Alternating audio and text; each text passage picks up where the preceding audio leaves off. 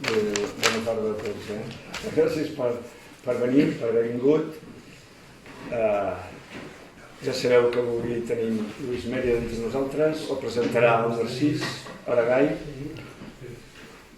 i que el mes que ve, dic-ho simplement, que el mes que ve tenim la professora Gabriela Berti, que ens parlarà sobre una temàtica relativa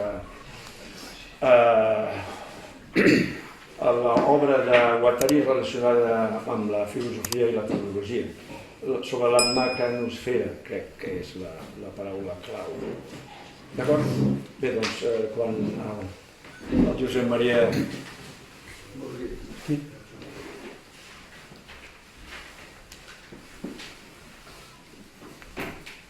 Bé, avui presentem a Lluís Mèrida. És doctor cum laude en filosofia per la Universitat Autònoma de Barcelona. És premi extraordinari de doctorat. És especialista en Schopenhauer, en Simondon, que avui en parlarem, i en Stigler. Ha publicat també un llibre molt interessant, que avui també en parlarem, que es diu Campos de forma, dedicat a Simondon.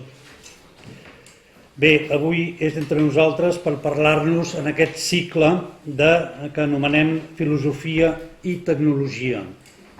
I ens parlarà de Deleuze, lector de Simondon, analogies i paradigmes. Bé, el pensament de Simondon segueix els passos dels grans autors del segle XIX que van inaugurar el que se'n diu el pensament de la sospita, és a dir, Marx, Freud i Nietzsche. Marx, com ja sabem, va sospitar el que s'amagava darrere de les ideologies, els conflictes econòmics i els interessos de classe. Freud va sospitar el que s'amagava darrere de la consciència, és a dir, l'inconscient. I Nietzsche va sospitar el que s'amagava darrere de la moral i el llenguatge, els instints. De la mateixa manera, i seguint el que farem avui, Simondon sospita com darrere de tota la tradició del pensament occidental s'amaguen uns prejudicis ontològics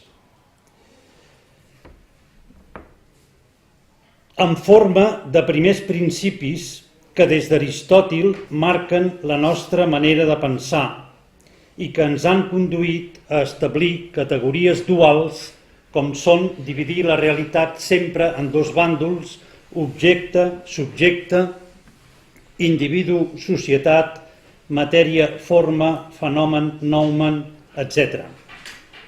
Per tant, Simondon critica l'ilamorfisme d'Aristòtil i la idea de substància, i per tant critica el principi d'identitat, el principi de no contradicció i el principi del terç exclòs.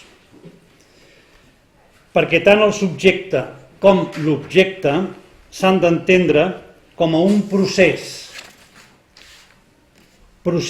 entès com a multiplicitat i diferència. Per consegüent, l'ésser ni és u ni és igual a si mateix. En tot cas, l'ésser és un procés en fases, desfasat. En comptes d'una concepció monofàsica de l'ésser, hauríem d'anar, diu Simondon, cap a una concepció polifàsica i parlar de fases, de dimensions, de metaestabilitat, de disparitat i de singularitat. En definitiva, creiem que Simondon inaugura una nova manera de pensar que seguirà Deleuze, és a dir, un pensament que ell anomena relacional i no substancial. Relacional i no substancial. Simondon intenta tornar a pensar la cibernètica, criticant la segona llei de la termodinàmica i fent un exercici d'enginyeria inversa, anant de lo que ell en diu de l'operació a l'estructura, tot parlant de transducció i de metaestabilitat. I també Simondon incorpora el pensament de la física quàntica, quan ens parla de la microfísica, dels camps magnètics i dels camps fotoelèctrics i també, com avui parlarem, dels camps morfogenètics. És a dir, ens parla d'enllaços bioquímics, de les proteïnes, dels processos de ressonància i de les relacions entre el virtual i l'actual. Pensar l'esdevenir com a transducció, l'ésser com a sobresaturat, és a dir, salt quàntic, indeterminació i que ens permet pensar les mutacions, les nanoruptures, com a modulació de la informació. Endavant. Moltes gràcies. Bé, a mi m'agradaria començar precisament donant les gràcies a l'equip de l'Aula de l'ES, en especial a Pere Pons, que és el que ha contactat i ha parlat amb mi. I bé, faré la xerrada en castellà perquè no crec que tingui... no em sento prou còmode parlant en català, no crec que no tinc la mateixa fluidesa, així que bé, començo. Nada, ¿cómo es esto? Mi comunicación será algo menos pedagógica y multimedial que la de Josep María, que la verdad es que estuvo muy bien. Y justo a propósito de los temas que se trataron en la sesión anterior, me gustaría coger un hilo, ¿no? Mi idea inicial era empezar simplemente dando unas pequeñas notas de contexto, ¿no? Acerca de la relación de Deleuze con Simondon, pero me parece que sirve como... O sea, lo que voy a decir ahora va a ser como un breve apunte, un anticipo, ¿no? de lo que va a ser el tema central de esta ponencia, ¿no? El hilo, ¿no? del que me gustaría tirar es justamente la paradójica insistencia de Deleuze en que no usaba metáforas. Me parece que es uno de esos casos en los que conocer a Simondon puede arrojar una luz distinta, ¿no? A esta afirmación. Me parece que, lo que sería, digamos, la parte más evidente, el rechazo deleuziano, ¿no? de la metáfora no se debe solo a un déficit de realidad, es decir, aquello del sentido propio y el sentido figurado de la metáfora, sino al tipo de relación que se establece. En términos muy simples, una metáfora se basa en semejanzas estructurales. Así, incluso el menos perspicaz puede entender una expresión del tipo ricitos de oro. Ahora bien, las nociones con las que trabaja Deleuze, como las que trabaja Simondon, se elaboran a partir de equivalencias operacionales. Es decir, no son ilustraciones de nada, no son impurezas de lenguaje o palabras sucias, ¿no? Haciendo un poco el guiño a Deleuze. Entonces, un rizoma es un rizoma no por presentar o exhibir una determinada forma o figura geométrica, sino que es un rizoma porque su esquema de desarrollo, porque su esquema de funcionamiento es equivalente al de un rizoma, es decir, porque opera como un rizoma. Esta distinción es central en el propio pensamiento simondoniano y el corolario sería que un pensamiento que trabaja fundamentalmente con analogías es un pensamiento que recurre necesariamente a paradigmas o modelos. En este caso, ¿no? El paradigma de la noción de rizoma es el propio rizoma de la botánica, ¿no? Por poner otro ejemplo, el de la relación entre Deleuze y los autores que lee sería el de la polinización cruzada de las orquídeas. Así se entiende, ¿no? Aquello de los pensamientos bastardos y si se me permite la expresión, el tras por detrás de Deleuze. Entonces, bueno, en fin, el rizoma no es como el rizoma de la botánica, sino que funciona como el rizoma de la botánica. Es más, la analogía, que es, creo, aquello que más provechoso, ¿no? de un planteamiento simondoniano, es analogía de devenir. y lo mismo vale para cualquier de devenir. Y lo mismo valdría para cualquier paradigma. Por supuesto, esto no es lo que dice Deleuze en la entrevista en la que está comentando esto, y habla de la pop filosofía, como ya comentó Josep María, o sea, de leer filosofía como si escuchásemos pop. Bueno, esto ya es una apreciación personal. A mí me parece quizá un poco banal, tanto para la filosofía como para el pop, ¿no? Digamos, plantear ese tipo de relación. Vamos, que si en esto consistían las lecturas inmanentes de Marshall Guerreau, pues bueno, en fin, no he venido no he venido aquí ¿cómo es esto?, a hacer confrontación con Deleuze, así que, bueno, en fin, queda como una tangente en todo caso. Lo importante es que el paradigma suministra imágenes al pensamiento. O sea, la idea de fondo es que la filosofía o el pensamiento filosófico, en su actividad, construye un circuito de paradigmas. Y este sería el legado de una recepción crítica de la cibernética, ya que es ella, con su búsqueda transcategorial o intercientífica de equivalencias operacionales, la que revaloriza filosóficamente la analogía, que bueno, hasta entonces ha sido considerada por lo general una forma de razonamiento menor frente a los razonamientos deductivo e inductivo. Baste esto, ya digo, como una pequeña aclaración, pero también sobre todo como un adelanto al tema que vamos a tratar. Ahora sí, empiezo.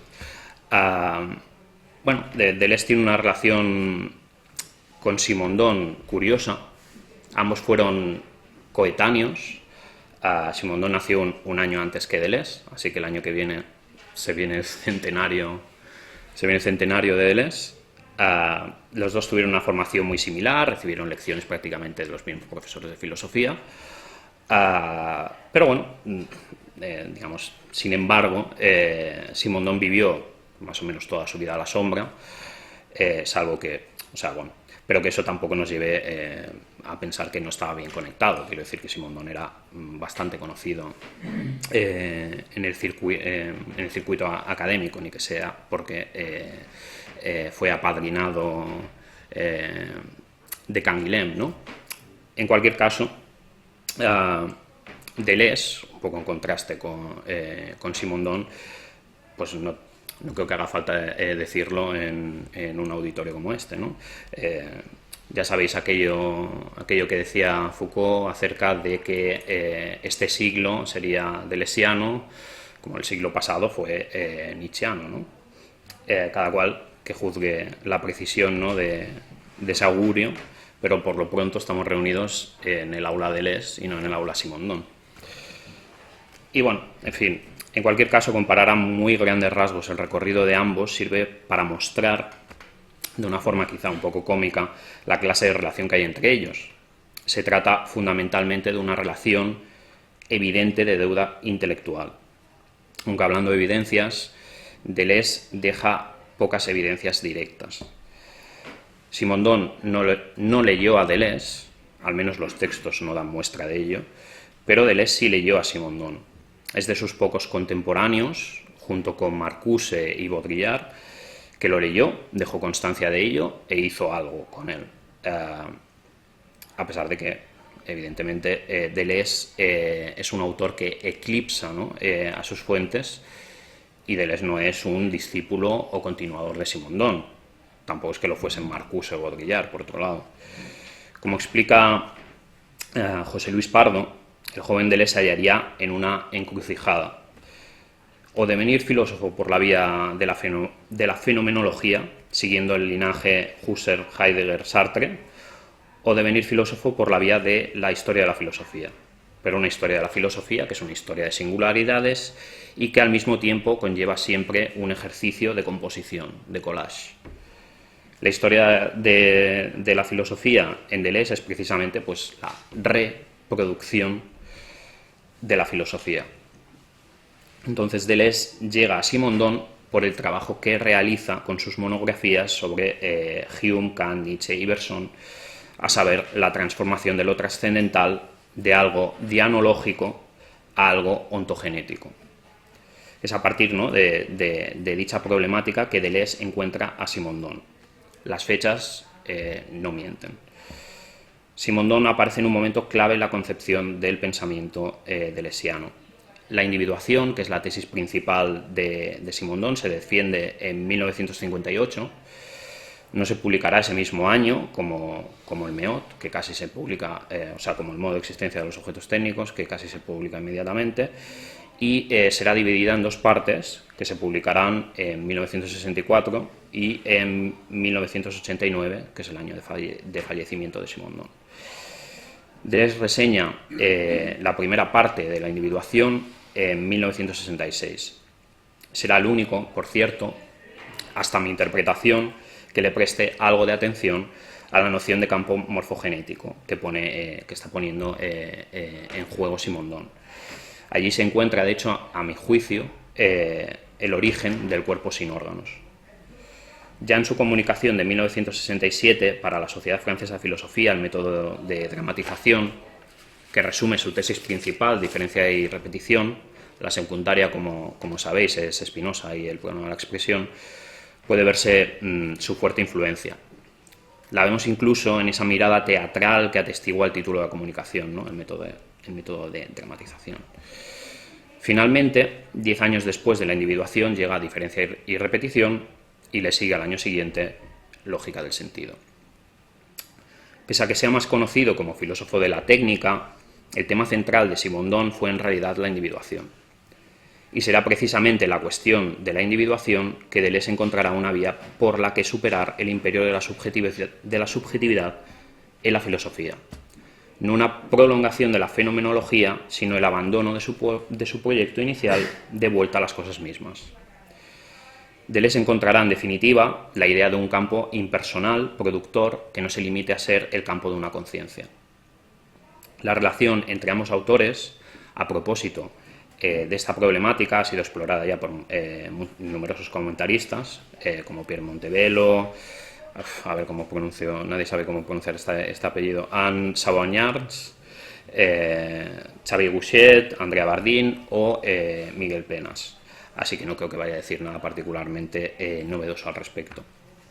Miguel Penas incluso consigue recuperar la idea de una ontogenética trascendental como clave de lectura de Simondon, independientemente de cómo ésta se habría desarrollado en Deleuze. Es decir, sin hacer de esta cuestión un proto-deleuzianismo, que sería algo que lamentablemente algunos deleuzianos hacen cuando regresan a Simondon, y que es algo, paradójicamente, algo contrario al propio espíritu de una aproximación deleuziana. O sea, siendo deleuzianos, ¿no?, tendríamos que decir que, puesto que las filosofías responden a problemas distintos, eso significa que son relativamente infalibles. O sea, de Simondon, como de Descartes, notes el guiño, no puede decirse que esté equivocado o que a su pensamiento le falte algo en un sentido sustantivo del término. Yo mismo, por otro lado, aunque reconozco las bondades, ¿no?, de esta cuestión de lo trascendental, sobre todo para entender la relación de Deleuze y Simondon, me desmarco de esta lectura, ¿no?, del pensamiento simondoniano en clave trascendental. Me parece que desde una perspectiva interna o inmanente tiene más sentido caracterizar el pensamiento simondoniano como atrascendental, es decir, ni puramente empírico ni puramente trascendental. En cualquier caso, no estamos aquí para hablar de Simondon en sus propios términos, sino que estamos aquí para hablar de la lectura que hace Deleuze de Simondon, y quizá un poco de forma ucrónica de una lectura simondoniana de Deleuze.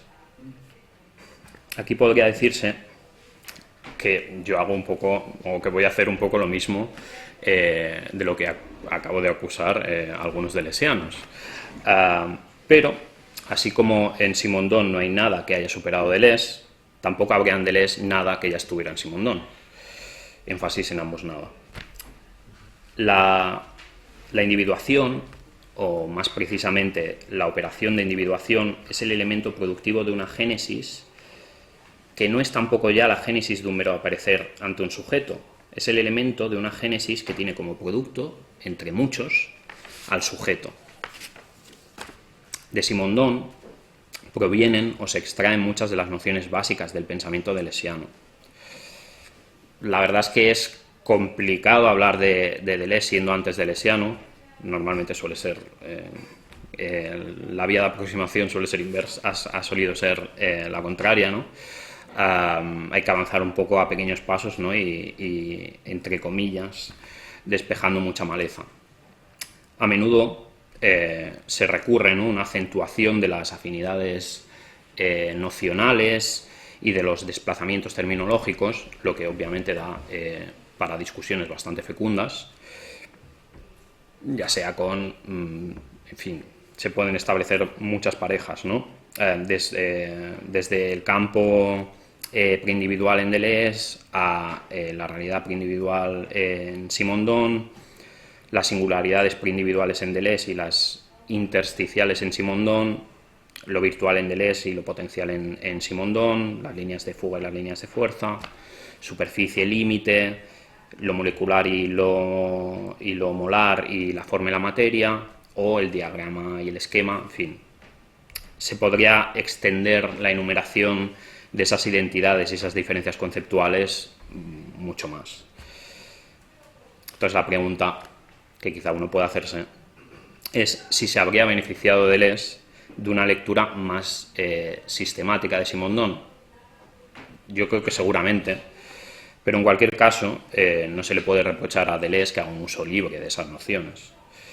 En cualquier caso, no serán las aportaciones de Simondón a la cuestión de la transformación de lo trascendental lo que me interesa explorar, sino el elemento que da vida a la perspectiva ontoepistemológica de la ontogénesis simondoniana, a saber, la analogía. Puede que aquí sí que podamos decir algo nuevo.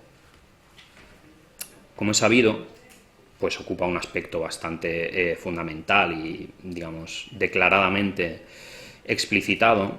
Simondón es un pensador de paradigmas, lo que permite a la propia individuación del conocimiento abrirse paso por los diferentes dominios de la realidad es el recurso y el concurso de ciertos modelos operatorios que se adoptan mediante una recepción crítica de los aportes de numerosas disciplinas, como por ejemplo la mecánica cuántica, la termodinámica, la cristalografía, la embriología, la electrónica, la cibernética o la psicología de la Gestalt. En mi libro sobre Simondón, Campos de Forma, sostengo que en su filosofía solo hay un tema, el de la individuación, y que la cuestión de la técnica en el modo de existencia de los objetos técnicos sería la de una individualización, nótese la diferencia, quizá podamos discutirla después, entre individuación e individualización. En cualquier caso, la cuestión de la técnica sería la de una individualización que es el complemento objetivo de la individualización psíquico-colectiva que vemos en la primera tesis, en la individuación.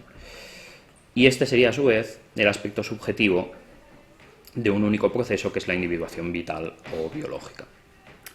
Bajo el tema de la individuación se desarrollaría, según mi interpretación, un programa que sería la axiomatización de la ontogénesis. Otro término, la axiomatización de la ontogénesis.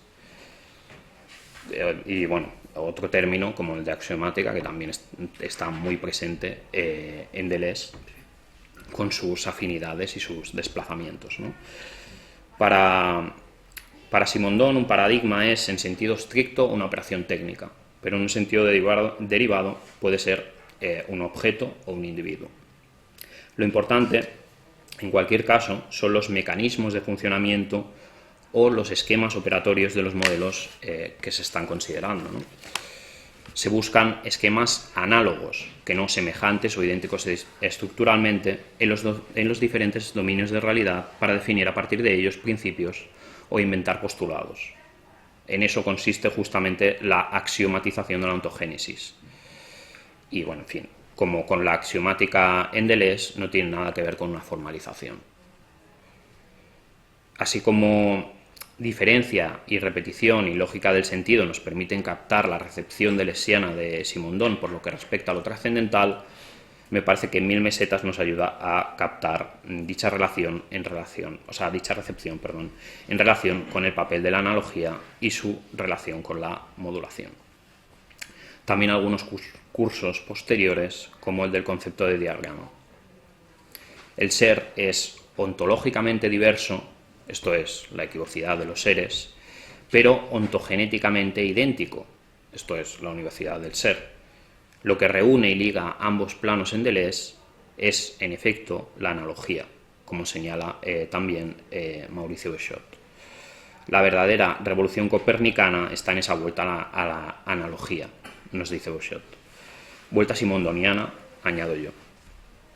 La itinerancia, ¿no?, del pensamiento filosófico está cimentada sobre la analogía.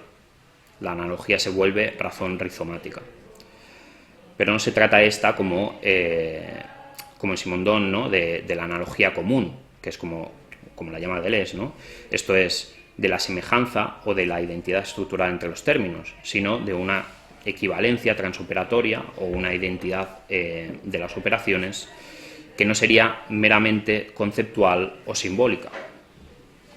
Dicho de otra manera, hablamos aquí de una analogía articulada por la pura diferencia sin concepto. Obviamos, obviamente, aquí en la aproximación que propongo ciertos desplazamientos que se dan en Deleuze por mor de la simplicidad. Es decir, la distinción que hace Deleuze entre analogía común, analogía orgánica y analogía estética se pierde en la traducción.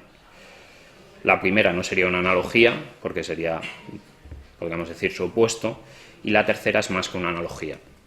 Es individuación necesaria para que la analogía sea real y no acabe en delirios esquizoides o conspiranoicos. La analogía es una transferencia de operaciones que se funda en una identidad de relaciones operatorias que básicamente consistiría en un isodinamismo. No se usan los términos de un paradigma, por ejemplo, el agujero negro, en sentido metafórico. El puente móvil que echamos aquí no es una pseudoanalogía, un razonamiento por semejanza, sino que, es decir, no es un isomorfismo. Lo dirá Deleuze con toda claridad. Se emplean términos inexactos, el lenguaje de Simondon, ambivalentes, para decir algo para decir algo exacto, o sea, equivalente, pero a la vez equimoviente. En este punto, Simondon y Deleuze son hijos de Bergson. Como señala Lapouillat, la analogía clásica se funda en los términos, pero la analogía bergsoniana, en cambio, lo hace en los movimientos. No se trata de una semejanza externa, de un vínculo, sino de una comunicación interna, de una verdadera relación. Aquí, de hecho, entra en juego la intuición. Conocemos la individuación sub specie durationis, o sea, nuestra propia duración acompaña otras duraciones en una resonancia interna. Conocemos la individuación en una individuación del conocimiento, puesto que, por expresarlo con la fórmula simondoniana, el conocimiento de la individuación es una relación de relaciones que es ella misma una relación. Cabría preguntar, entonces, de dónde provienen los esquemas o los diagramas, por decirlo en lenguaje deleuziano, que la intuición captaría. Y la respuesta simondoniana sería de los paradigmas, tanto si hablamos de operaciones, objetos técnicos o individuos. La continuidad de la intuición entre los paradigmas se da en los linajes técnicos, o como Deleuze los llama, los filamaquínicos o las familias tecnológicas.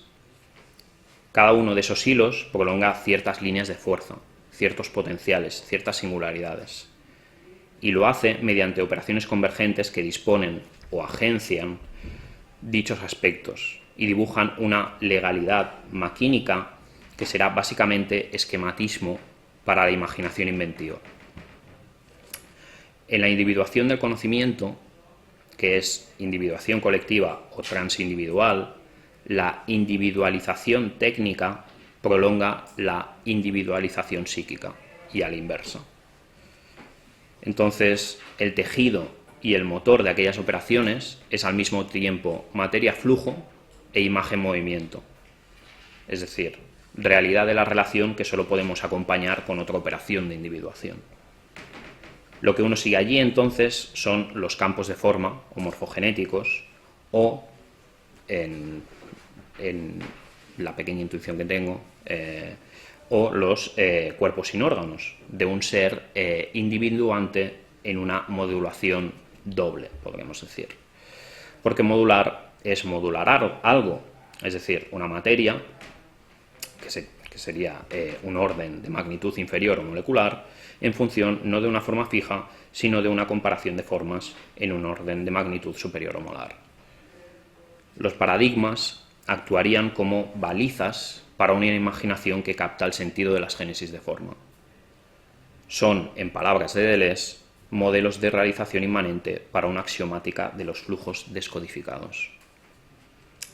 En las memorias epifilogenéticas, guiño aquí a Stigler, que son los objetos técnicos, los esquemas encierran imágenes que tienen su propia vida, que no son simplemente imágenes mentales e internas que creamos o evocamos. Vamos, un barcelardismo en toda regla. Como dirá Simondon en Imaginación e Invención, la modalidad de lo imaginario es la de lo potencial, o podemos decir la de lo virtual, si queremos decirlo en términos deleuzianos. Solo se convierte en la modalidad de lo irreal si el individuo está privado del acceso a las condiciones de realización. En fin, a modo de apuntes finales. Así como Simondon, en su paso por diferentes dominios de realidad, recibe críticamente aportes de numerosas disciplinas, como las que hemos nombrado antes, Deleuze hace lo propio no solo con los paradigmas compartidos con Simondon, que son pues eso, individuos u objetos en dichas disciplinas, sino con muchos otros, recogiendo aportaciones de la escultura, la pintura, del cine, de la metalurgia, de la semiótica, de la geología y, en general, podría decirse, de la ciencia de los materiales. Toda esa línea la ha explorado muy bien Manuel de Landa. Por tanto, Deleuze es también, como Simondon, un pensador de paradigmas. Lo es quizá de una forma más abrupta que Simondon, porque Deleuze busca muy intencionadamente desterritorializar, desestratificar o, como decía José Luis Pardo, violentar el pensamiento, para conservar siempre la diferencia, para repetir siempre la diferencia. Simondon, por su parte, busca una convergencia entre los diferentes modos de pensamiento, construyendo una pista entre sus diferentes modelos, produciendo nuevos terrenos, nuevas capas. De todas maneras, y esto es aquí lo verdaderamente importante, lo que vemos en ambos paradigmatismos, que son ontogenéticos y no meramente lógicos, es tanto el empalme entre individuación y técnica, como la identidad como modo de pensamiento de la filosofía y la tecnología. Con esto cambia completamente la relación entre técnica y ciencia. Todas las operaciones de individuación que podemos conocer son operaciones en las que interviene la técnica. La técnica ya no es más mera ciencia aplicada, sino que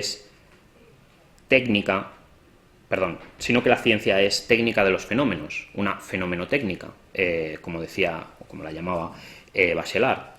La ciencia viene después de la técnica y la tecnología después de la ciencia. Asimismo, lo que acabamos de señalar también cambia la relación entre técnica y cultura, una cuestión que es de vital importancia para Simondon, porque, claro está, Deleuze también ha leído el modo de existencia de los objetos técnicos y no solo la individuación.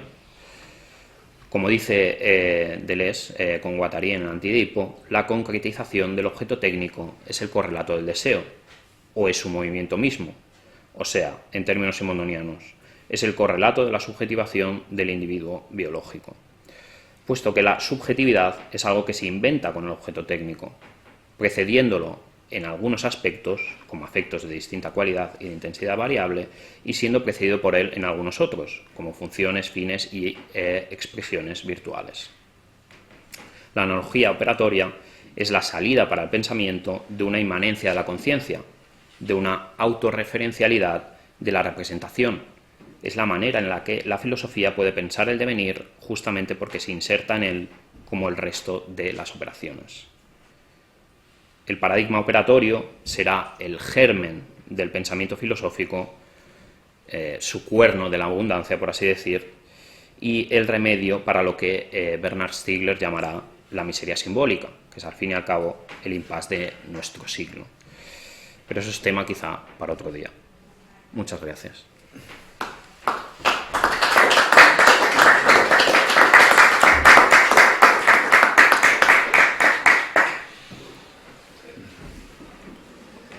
Molt bé, esperarem un momentet que el Josep Maria...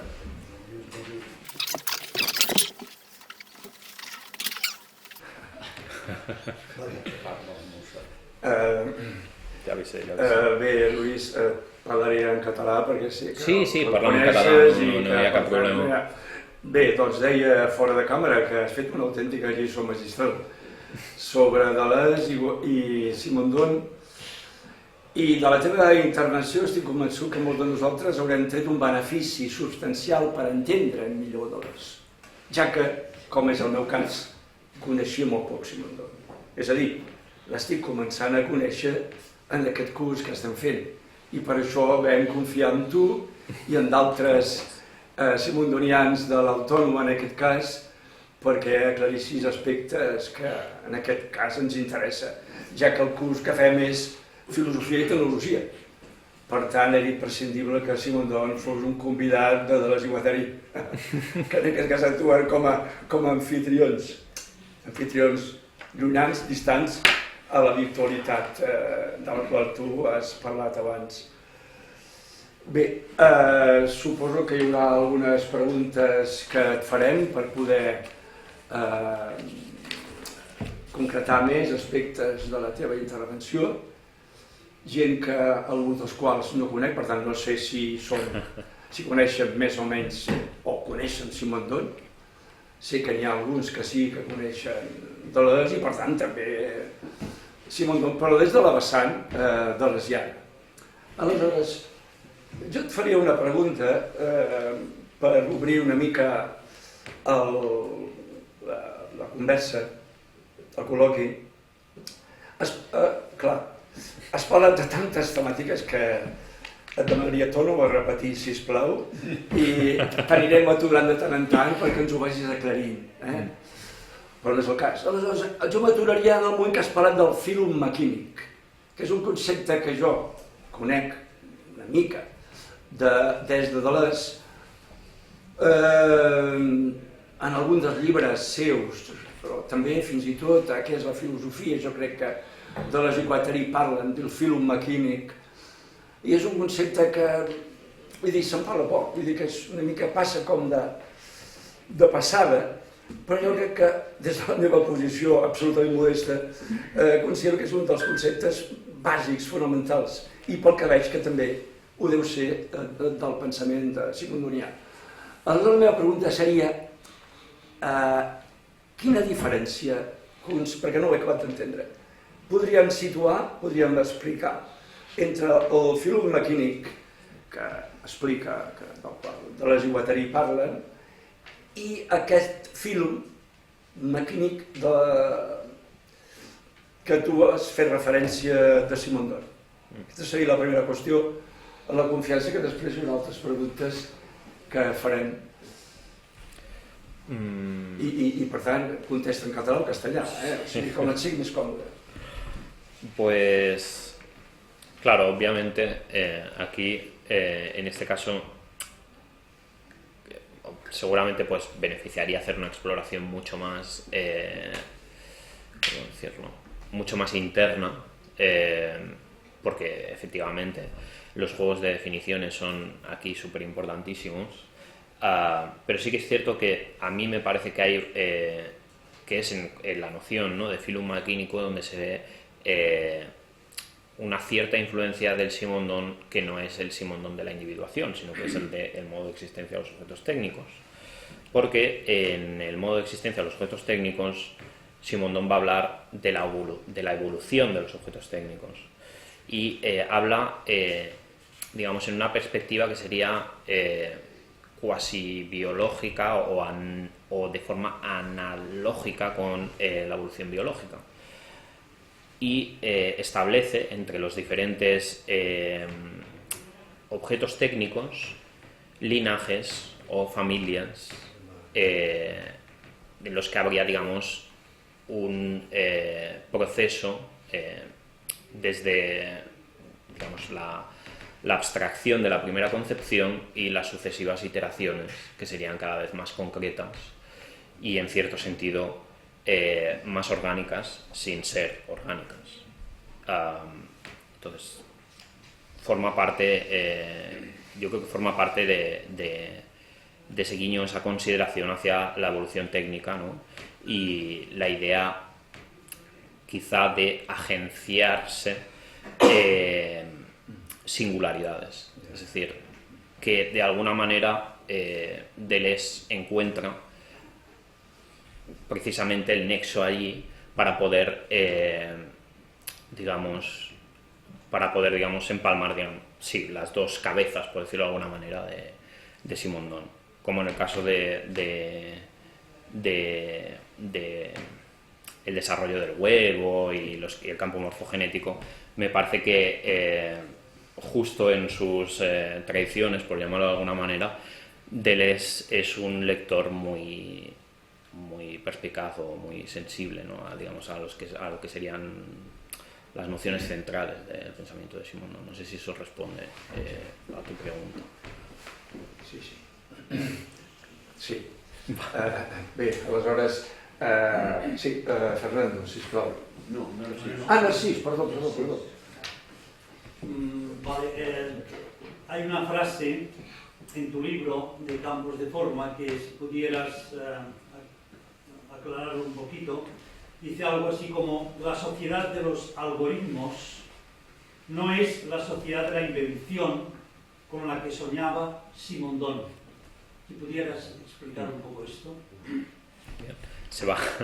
Seguramente se va un poco del tema, ¿no? de la conferencia, pero es un tema muy interesante, así que intentaré responderlo lo mejor que pueda. Bien, la idea que tenía yo a la hora de acabar el libro era empujar las cuestiones que se estaban tratando, que son, digamos, de metafísica, hacia quizá una dimensión más política, una lectura más política de Simondon y sobre todo una lectura más contemporánea. Por la periodización que hace Simondon sobre, digamos, tanto las etapas de la técnica como lo que él llama los enciclopedismos, él viene a señalar que después de la era de la termodinámica vendría de alguna manera la era de la información. Mi lectura, y en realidad es una lectura solo medio original, porque hay mucha gente trabajando en esto, es que efectivamente la era de la información tal como la veía Simondon, es decir, la era en la que el individuo sería, o sea, el individuo humano, sería el encargado de orquestar las redes técnicas, que es, digamos, la nueva dimensión de los objetos técnicos que aparecería en nuestra época, no se ha producido. Es decir, lo que tenemos es básicamente unas redes técnicas que de alguna manera, haciendo el proceso inverso que sería, digamos, el de la evolución técnica que Simondon habría hablado, que es el de la concretización, lo que operarían sería una abstracción de lo colectivo o lo transindividual. Es decir, las propias redes técnicas están en el lugar en el que, digamos, según Simondon debería estar el individuo humano. Entonces, sí, efectivamente, la sociedad de los algoritmos de alguna manera lo que hace es trocear o, por decirlo con Stigler, procede o hace una desindividuación colectiva. Y no sé si eso contesta, o no contesta, pero básicamente yo podría resumirlo en decir Le Stigler y la respuesta está allí. básicamente. Y no sé si eso te satisface como respuesta. Bé, sí, Ramon, sisplau. Bueno, jo tornaré a la teva conferència i has parlat en un moment donat del cos sense òrgans, que has dit que no s'havia agafat de Simondon, cosa que jo desconeixia completament, perquè pensava que era un concepte que havia tret a partir d'Artaud. Antoine Artaud, i aleshores l'havia transformat a partir de la seva individuació, o, si vols, de la seva ontologia. Aleshores, no sé si forma part també dels paradigmes, però m'ha sorprès que diguessis que ho haguessis qualificat o determinat com una mena de processos de modulació doble. Això no ho he acabat d'entendre i m'agradaria que ho expliquessis una mica més. Has parlat de modulació doble del cos sense òrgans. Així és com ho has escrit, no ho he acabat d'entendre. Per què doble modulació? Perdó, no sé si s'entès bé la pregunta, però en tot cas, Lluís, pots fer una síntesi de la pregunta? Cultura repetida. Bueno, per no fer-ho por tant. mi parte yo no he entendido. El tema del cos sense òrgans, que jo pensava que l'havia tret d'Artaud, no pas de Simondon, i després, el concepte del cos sense òrgans, que tu l'has caracteritzat com una mena de modulació doble. Vale. I llavors volia que dius una mica més què vol dir això de modulació doble, perquè no l'has deixat una mica penjat. Vale. Bien, en el fondo no es una afirmación, no es tanto una afirmación doxográfica, porque bueno, en fin, sobre esto solo se puede especular, al fin y al cabo, pero sí que me parece que, dada la atención que Deleuze ha puesto en una cuestión, digamos, que aparece en la individuación, que es la del desarrollo del huevo y la de los organizadores, y básicamente en esa cuestión aparecen los campos morfogenéticos, me parece que hay cierta sintonía o que podría hacerse un paralelismo entre la noción de campo morfogenético o campo de forma con la de cuerpo sin órganos. Ahora bien, la idea sería que ese campo de forma es lo que se está, digamos, modulando, o sea, es el tejido, digamos, de la operación. Entonces la modulación doble, que es la otra pregunta, es doble por la idea de una reforma del esquema ilemórfico. Es decir, la materia no es, digamos, no viene sellada por una forma, sino que en realidad hay en el proceso de individuación dos formas que se comparan, que es básicamente cómo funciona un modulador. Un modulador compara, mezcla. Sobre esto está el texto de, creo que el de amplificación de Simondon, que habla de moduladores puros e impuros, y dice que, bueno, que en general pues la mayoría de moduladores tendrían un comportamiento mixto, ¿no?, entre la mezcla y la comparación, que ninguno sería puramente una comparación, vamos, que no se puede librar de la mezcla una de las formas, y es eso, o sea, es doble por el hecho de, bueno, doble por adjetivarlo de alguna manera, porque son dos formas las que se toman como referència. Gràcies. Sí, endavant, Francesc, sisplau. Bé, a veure, jo vaig cometre un error de joventut, és que treballava i estudiava, i a l'hora d'estudiar vaig decidir que volia ser enginyer tècnic elèctric. I ho vaig acabar, els estudis aquests, i em va costar molt, perquè clar, venia d'un camp que no tenia res a veure, molt complexa, i aleshores, i acabat em vaig fer enginyer, de veritat, treballant, veient les coses, treballant en maquinària, treballant en xarxes, treballant en procediments, processos, etc. Aleshores, tot el que la teva exposició em sonat molt a una classe que jo tenia amb els professors Real, Millor i l'altre, que no me'n recordo, d'electricitat i d'electrònica, que era l'època dels xips, etc. I m'ha sonat molt. L'únic que passa que i això és una afirmació, no et pregunto res, que aquelles classes estaven recolzades amb molts esquemes, amb molts dibuixos, amb molts elements que jo he pensat, home, em sembla que procedimentalment és interessant disposar d'aquests elements. Jo no sé com tu ho veus, no? Però per la comprensió inclús dels especialistes em sembla que pot ser una cosa molt interessant. I pel de més, bueno, el que t'he de dir és això, és que jo estava realment vivint una d'aquelles classes d'una complexitat enorme, com és el cas que ens ocupa, no? Bueno, però alhora molt interessant, perquè veus que allà, amb un motor de corrent alterna i un sistema de rectificació d'ondes, etc., allà també està la vida.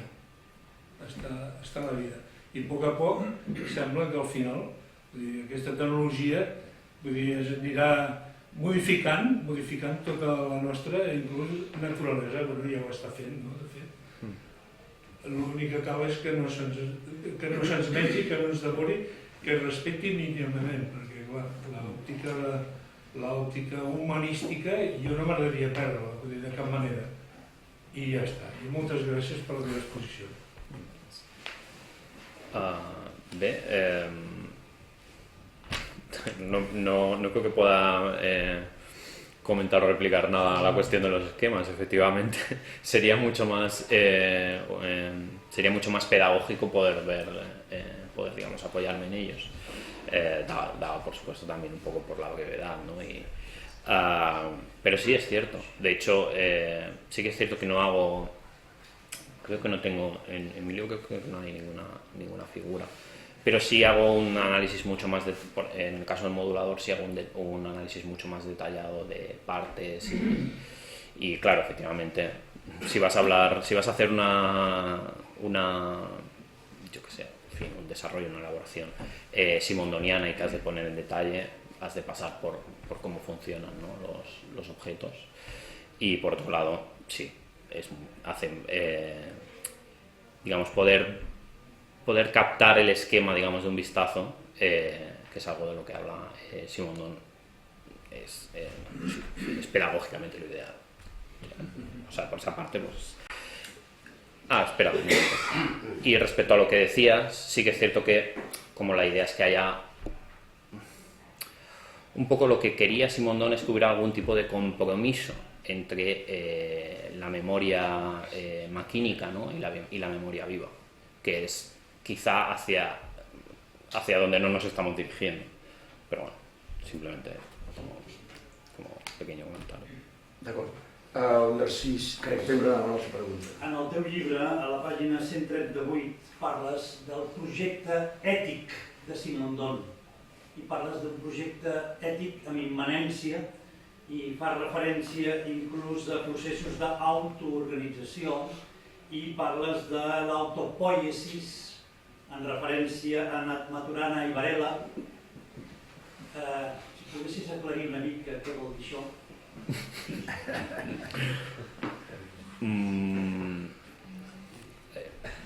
El proyecto ético de Simondon, en realidad, es curioso porque, claro, normalmente hablamos de las dos tesis doctorales.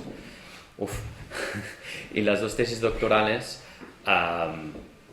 digamos, la aparición o la presencia de la ética es, por decirlo de alguna manera, incoativa, es decir, está, pero casi solo aparece de forma explícita en el final de la individuación, y son unas paginitas. Entonces, bueno, en fin, hay muchas maneras de leerlo. Se puede leer el modo de existencia de los objetos técnicos como esa continuación de la ética, solo que por el aspecto, ¿no?, objetivo, que serían los objetos técnicos.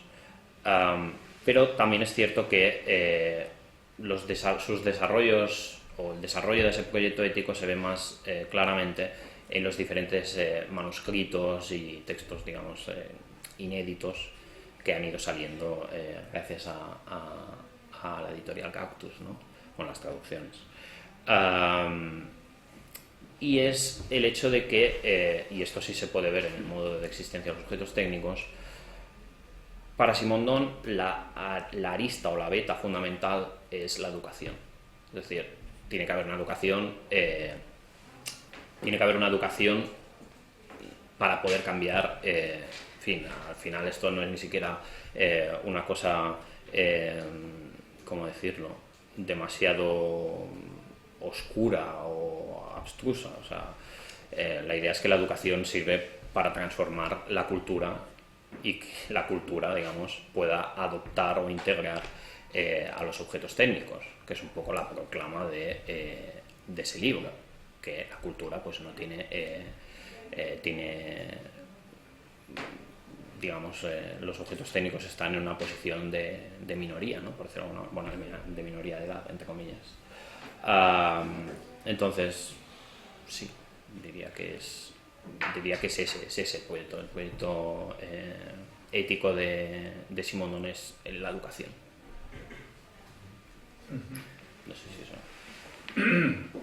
No sé si hi ha alguna altra pregunta. Sí, endavant, Una Juan. parte con respecto a esto, hubo un artículo que publicaste en Metaxis Sí. que hablaba precisamente de este tema y que, bueno, que está disponible en internet y que pueden acceder a él y pueden ver esta cuestión con mucho más detalle y con muchas más referencias precisamente a Sí. la obra de Stigler también. Sí, hacía una continuación a Stigler.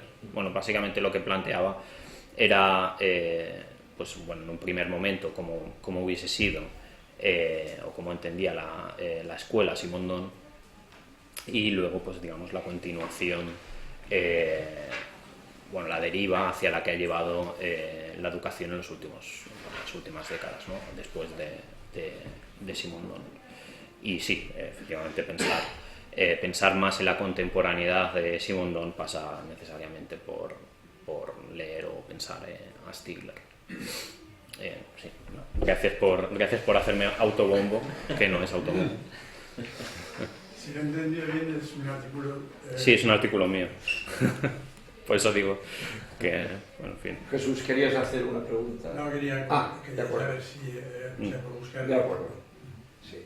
Sí, Fernando, sisplau. No, és el... El Narcís, perdona. No, afirmacions concretes teves del llibre, no? Que diu, per exemple, la pregunta seria, què vol dir en un moment determinat que tu afirmes, o Simondon afirma, que la imaginació precedeix a la sensació i a la percepció? Ens podries explicar una mica què vol dir això? Bueno, eso es, podríamos decir, la herencia tanto bersoniana como baselardiana, me parece, de Simondon, que es el hecho de que la imaginación tiene un rol motor y, bueno, en fin, las imágenes no son en cierto sentido exteriores y se ponen en comunicación con nosotros de una forma que no es, digamos, conceptual y que tampoco tiene que ver, digamos, tampoco se agotaría en el marco de lo visual o en el marco de, es decir, hay imágenes, pongamos en imágenes sonoras o hay imágenes... ahí creo que es mejor ir a la fuente. Los textos de imaginación e invención son muy buenos. O sea, mejor leer Simondon que preguntarme a mí. D'acord, no veig que hi hagi ningú que demani la paraula. Sí. Bernat, endavant, doncs, vinga. Primer una qüestió i després una altra. La primera és el sínolon. ¿El? El sínolon El sínolon. de Aristóteles, ¿no? Es decir, la unión de el eufemismo, ¿no? El morfismo. La materia y la forma. Aristóteles se l'ha interpretat de una forma molt tancada, no? Però les potencialitats que té tant la matèria que no la... que s'informen, precisament, no? I la forma és la que va donant les determinacions d'aquesta matèria i que va adquirint a través de, o al llarg de tota una evolució. S'ha volgut veure en Aristòtil cert evolucionisme o preevolucionisme anterior al... anterior Sí, a Darwin o anterior al mateix Bergson. El que passa és que, així com en Bergson és una evolució oberta i no creativa, tancada, no? Sí. Que pot venir, poden aparèixer coses inesperades. En canvi, en la relació de la potència, la matèria de forma, hi ha una predeterminació que és el telos. Aquest telos. De quina forma?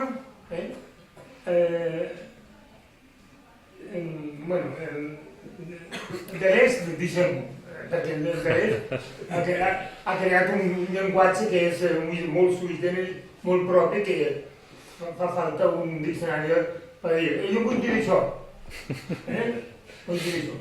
Però en canvi, sembla que el Simondon no és tan arbitrari, no?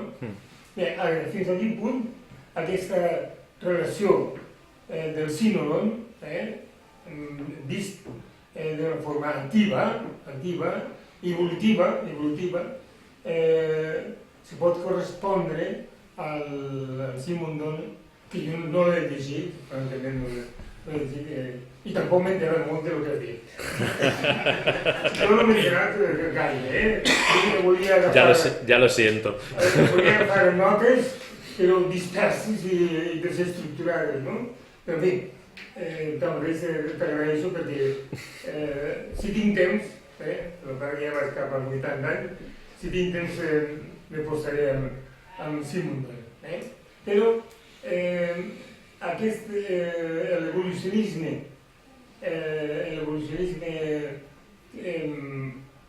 tancat d'Aristòtil i l'evolucionisme en què jo crec que he captat que tu et referies. A ver, no sé si voy no sé si voy a poder responder a tu pregunta, digamos, satisfactoriamente, pero sí que es cierto que bueno, uno de los elementos fundamentales, ¿no?, del pensamiento simondoniano, y es por el que empieza la individuación, que es su tesis principal, es la crítica del esquema lemórfico de Aristóteles.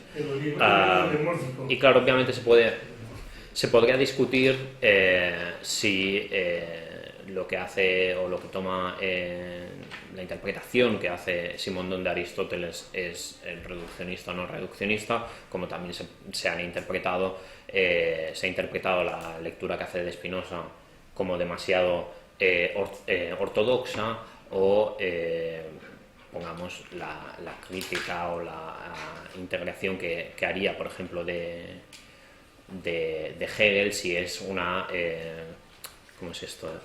Si es una representación justa de su filosofía, no lo es.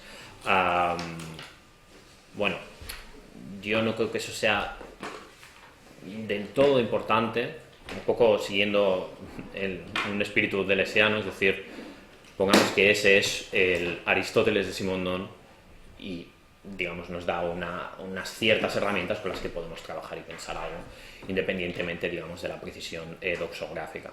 Sí que es cierto que yo conozco a algunos investigadores que ahora están precisamente trabajando en lo que tú comentas, es decir, en una lectura, digamos, quizá menos encorsetada del idemorfismo en Aristóteles.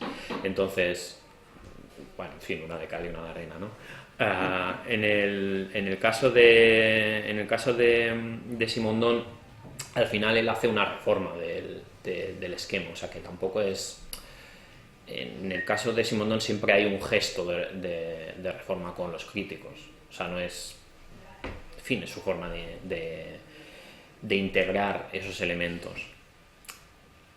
Para Simondon será más importante los filósofos jónicos, con la cuestión, digamos, de las filosofías del elemento y demás, que no propiamente Aristóteles, más allá de la crítica, la crítica o reforma, ¿no?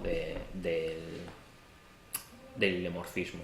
Entonces, bueno, no sé si eso responde...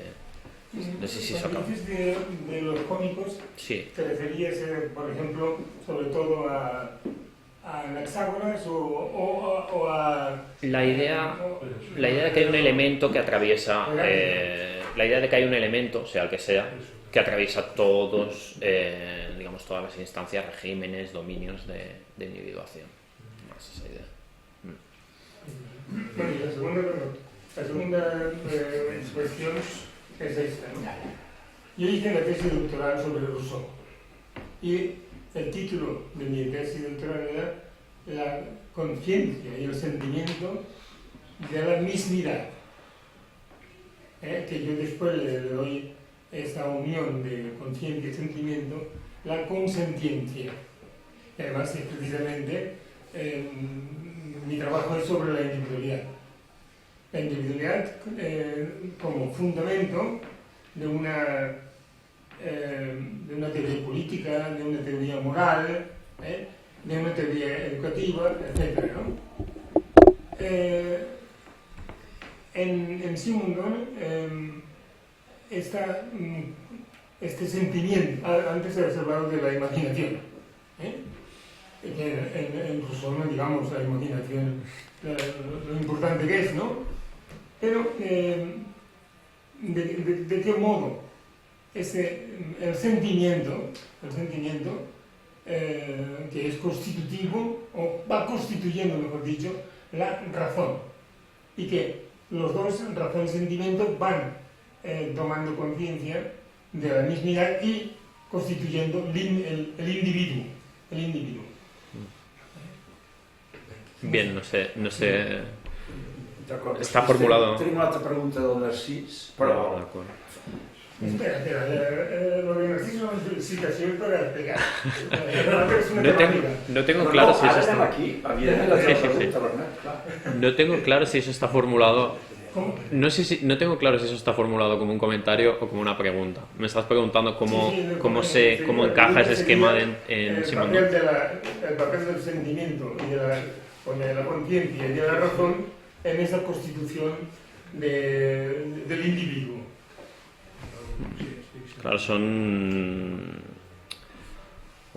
categorías muy distintas, porque claro, ahora pensaría, bueno, en fin, también depende de cómo tendríamos que definir razón en Simondon. Quiero decir que no es una categoría con la que trabaje, y sentimiento aparece para hablar de la afectividad.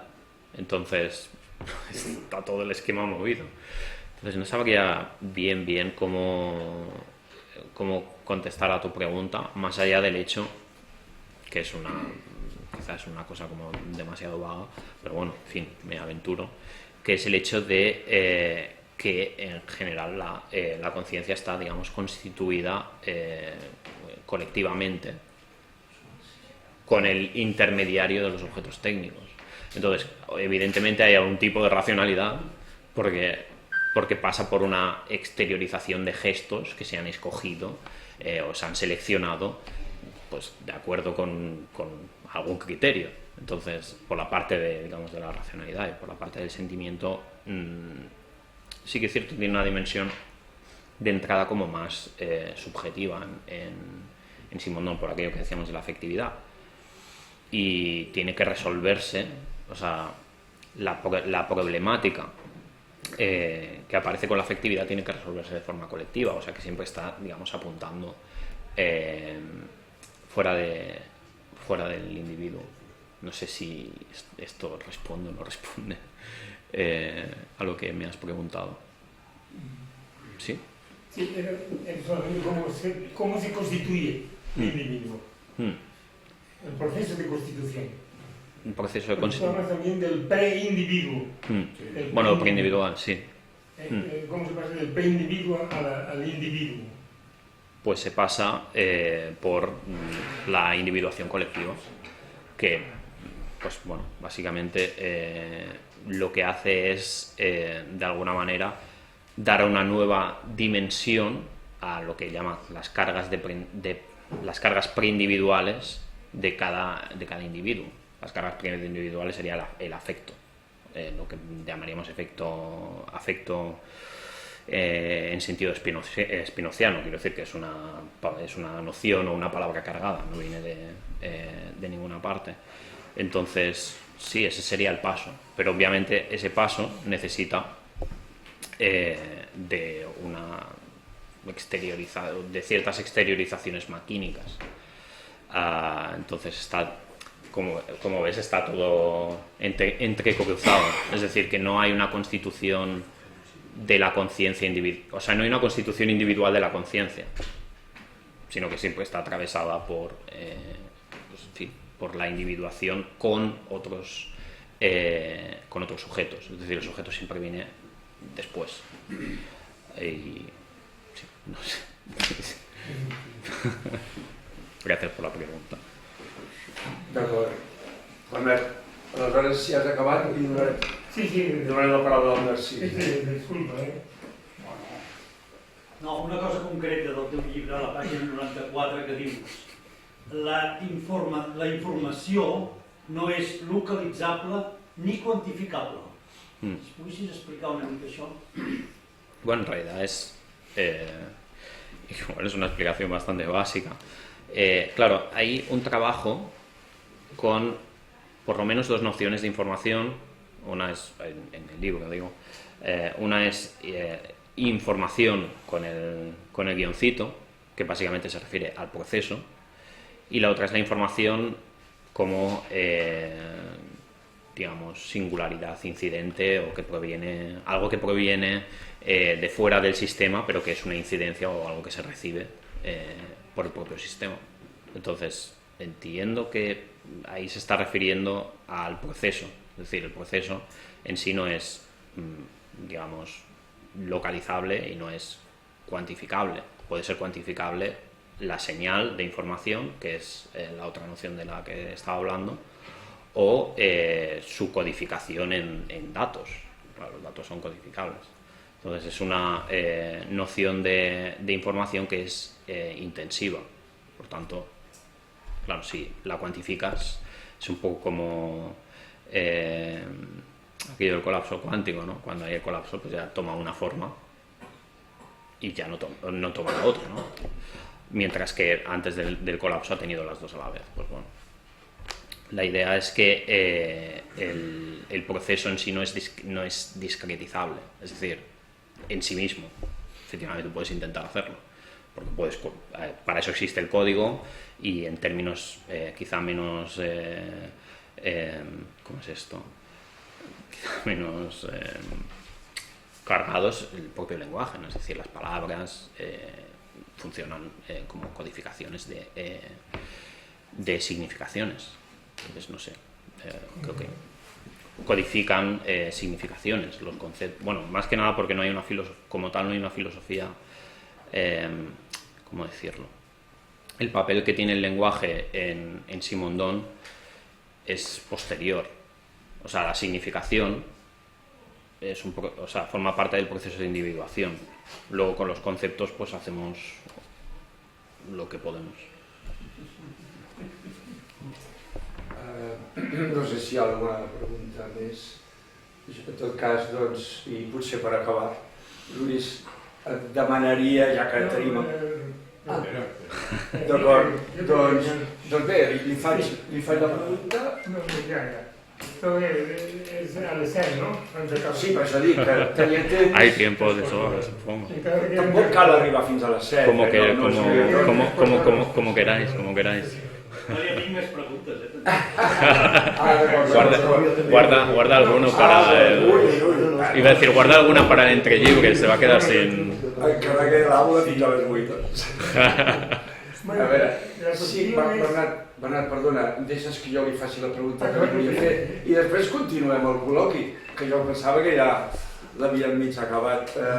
Jo et volia preguntar, a veure, al principi de la teva transmissió has parlat d'aquella mena d'inventari que tots fem, o que tu has mig suggerit, del que tu consideres de la lectura que les fa de Simondon.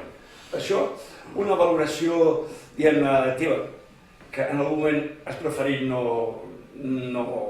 explicitar-la del tot, però jo et demanaria que, si ho consideres oportú, quines són aquelles parts de la lectura de Deleuze que hem d'agrair que la fes, perquè, si bé no, als 30 o 40 anys fins que no s'ha descobert, Simondon era un autor bastant tapat, oi? Malauradament.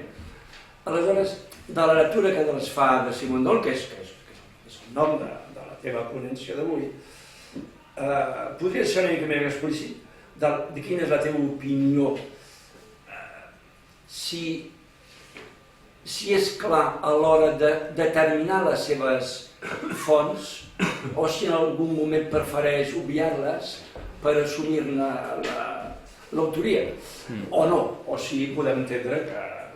¿Qué opinas sobre esta temática? Yo no creo que haya mala fe. Vamos a ponerlo en mi terreno. En el caso de Simondon, en la mayoría de los casos, la mayoría de referencias explícitas que hace otros autores, no siempre es el caso, pero sobre todo con los de filosofía, es o para integrarlos dentro de una explicación que va a un determinado lugar, o bien para hacer la crítica. No hace... yo creo que es casi una cosa de época, es decir, claro, ahora estamos de alguna manera obligados a enseñar nuestras referencias, lo que también en parte por el propio hecho de que en muchos casos no se conocen. Pero quiero decir, cuando tú lees la individuación, hace falta referencias explícitas a Bergson en determinados puntos, cuando, al menos en esa época, es un autor súper conocido. Pues igual no hace falta. Claro, en caso de Simondon, que muy conocido no era, o no es, al menos para el público posterior, porque entre ellos sí era conocido, porque, como digo, era el apadrinado de Canguilhem, y en esa época todo el mundo leyó al menos el modo de existencia de los objetos técnicos. Quiero decir que sí, que para nosotros es un desconocido, pero quizá, digamos, en el ambiente intelectual de la época no lo era. Ahora bien, es eso. Claro, para que tú puedas ver esas referencias, como hablamos, por ejemplo, del filum maquínico, o, bueno, en fin, lo de las singularidades, el campo. Claro, si tú no has leído a Simondon, esas en la mayoría de los casos se te pasan. Y es cierto que casi se pueden decir de memoria, o sea, hay igual una o dos notas en diferencia y repetición y en lógica del sentido, una o dos notas al pie, a lo sumo. Y en 1000 mesetas sí que se nombra en el cuerpo de texto, si no recuerdo mal, pero más o menos acaba ahí. Yo creo que será también un poco es un poco una forma de trabajar, pero es lo que, o sea, vamos, es lo que estaba diciendo. No me parece que sea no me parece que sea una cuestión de ¿cómo decirlo? Sí, no me parece que sea una cuestión de mala fe, de decir, no, yo ahora me voy a apropiar y solo hablo con las referencias que, digamos, históricamente se consideran grandes, porque ese defecto, hasta cierto punto, también lo tiene Simondon, obviamente mucho menos exacerbado, pero me parece que es casi un defecto de època. Aleshores ara aniríem... Hi havia el Bernat, el Ramon, el Narcís, havies demanat la paraula, tu també? Doncs nosaltres mateixos. Tú muy bien sabes que la crítica que hace Aristóteles a la teoría de las ideas de Platón está con la vindicación de que solamente existen individuos. Solamente existe el individuo y no la especie. Hablamos ahora de la crítica que Aristóteles hace a... Vale. Pero está en relación con la... Sí. Del individuo, ¿no? Aristóteles, lo que pasa es que considera, incluso como has dicho tú antes, que no conozco a Simondon, habla de la importancia de que el individuo se constituye en la comunidad, en la polis. Sí, se podría trazar un puente. Y entonces el paso del individualismo, del individualismo, a la concepción de ver a los otros igual que yo, con los mismos derechos que yo, etc., ¿no? Y cómo es que ese individualismo, a partir del Renacimiento, sobre todo, y después el individualismo de Leibniz, y cómo el individualismo del liberalismo económico y también la exacerbación del individualismo en la posmodernidad, que ha invitado a que cada uno se arrepentido por sí mismo, hasta llegar al momento en que nos encontramos, ¿no? Que el otro día, no sé si leísteis un artículo sobre la vindicación que están haciendo los nuevos posmodernos exagerados, ¿no? del Calicles, de la ley del más fuerte. Este individualismo que arranca, digamos, del Renacimiento hasta la actualidad, ¿no? Esto, ¿hasta qué punto hay una